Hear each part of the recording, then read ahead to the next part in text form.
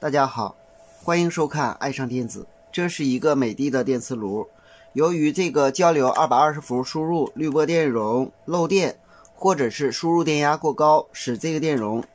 爆了。我们看爆到这个程度，旁边有一个小的滤波电容也已经炸了。这个芯片呢，测量有的引脚呢是与地通的，但是呢不能够完全确定这个芯片坏了。所以呢，我们可以进行修复。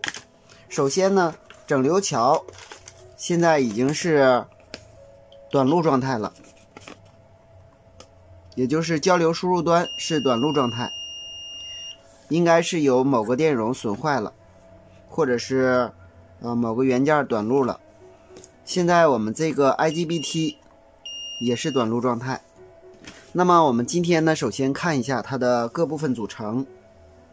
这端就是220伏输入，这是一个保险，然后进来以后通过这两个二极管整流，然后通过这个电阻限流以后，再通过这个二极管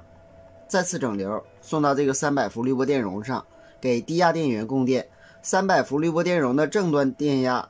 送到开关变压器的初级，然后通过开关变压器的初级以后，加到我们这个电源管理芯片上。这个电源管理芯片的型号是 SM7028。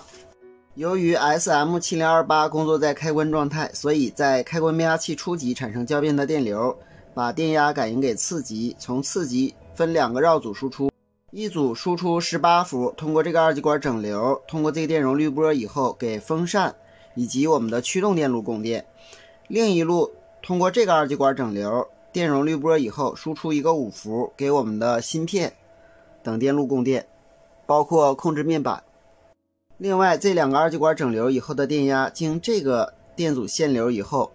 再经电阻分压以后送到我们的芯片进行高低压检测，也就是检测我们220伏输入电压是否偏高或者是偏低。如果偏高或偏低，芯片检测到以后使电磁炉停止工作，如果这些元件出现问题也会报故障。220伏另一路通过我们这个交流滤波电容滤波以后，加到整流桥的交流输入端，整流桥正端输出正电压，负端输出负电压，负电压接地，正端通过这个电感加到我们这个5微法滤波电容上，5微法滤波电容的负极也是接地的。300伏经5微法滤波电容滤波以后，经过线圈盘的这个引脚，然后通过线圈盘的这个引脚送到 IGBT 的极电极， IGBT 的发射极通过康通斯接整流桥的负极，也就是接地，它的山极通过驱动电路送来的 PWM 信号，使 IGBT 工作在开关状态，从而使线圈盘产生磁场，从而对锅具进行加热。线圈盘两端的电阻，这个电阻包括线圈盘这端这个电阻和这个电阻是同步电阻，把同步信号送到我们的 MCU。 如果这两个电阻损坏，会报相应的故障，或者是会炸 IGBT。 这个位置的插座是我们的炉盘温度传感器的插座，在我们正常把这个炉盘温度传感器拔下来以后是能够正常工作的。它是一个 NTC 的热敏电阻，当温度升高的时候，它的内阻会降低，它会把这个信号传递到这儿，送到 MCU， 实现过温保护。 IGBT 这个位置同样有一个温度传感器，也是 NTC 的热敏电阻，也是通过限流电阻送到我们的 MCU。 当电磁炉内部温度过高的时候，它的阻值也会减小，同样的把这个温度信号送到 MCU， 使电磁炉停止工作，并且报相应的故障代码。如果电磁炉内部温度确实是偏高，那么我们看一下风扇是否正常，风扇的转速是否正常。如果风扇转速偏低，我们要检查一下这个18伏供电是否正常。如果风扇转速偏低呢，还有可能是风扇损坏。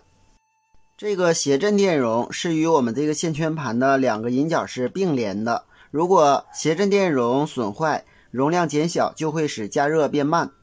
同时康通斯两端还有电流取样电阻，把这个电流取样电压送到我们的 MCU， 如果中间的电阻损坏了，就会出现间歇加热的故障。当然 MCU 损坏，那么整机就不能够正常工作了。这是一个双风扇的电磁炉，实际上呢，它只是用了这么一个驱动管给它供电，也就是控制风扇的旋转。这个接口呢，它包括一个 D， 一个5伏供电，还有2个串口，还有一个片选信号输出端，送到我们前边这个控制面板上。控制面板呢，它是触摸的，它采用了一个触摸的 MCU， 是比亚迪的芯片。这个芯片的型号是 BF6911， 它的内部也是有程序的，所以说如果损坏了，我们没有办法更换。另外，它还采用了一个芯片，这个芯片的型号是 SM1612， 它主要是用来驱动指示灯的，用来驱动数码管和指示灯。另外，它支持微动开关按键输入。在这里，这个芯片和这个芯片之间是通过 iPhone 7总线来进行通讯的。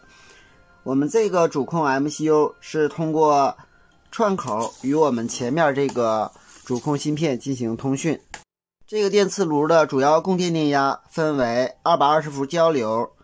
300伏直流，还有一个18伏和5伏低压电源。好，今天咱们就到这里，谢谢大家，再见。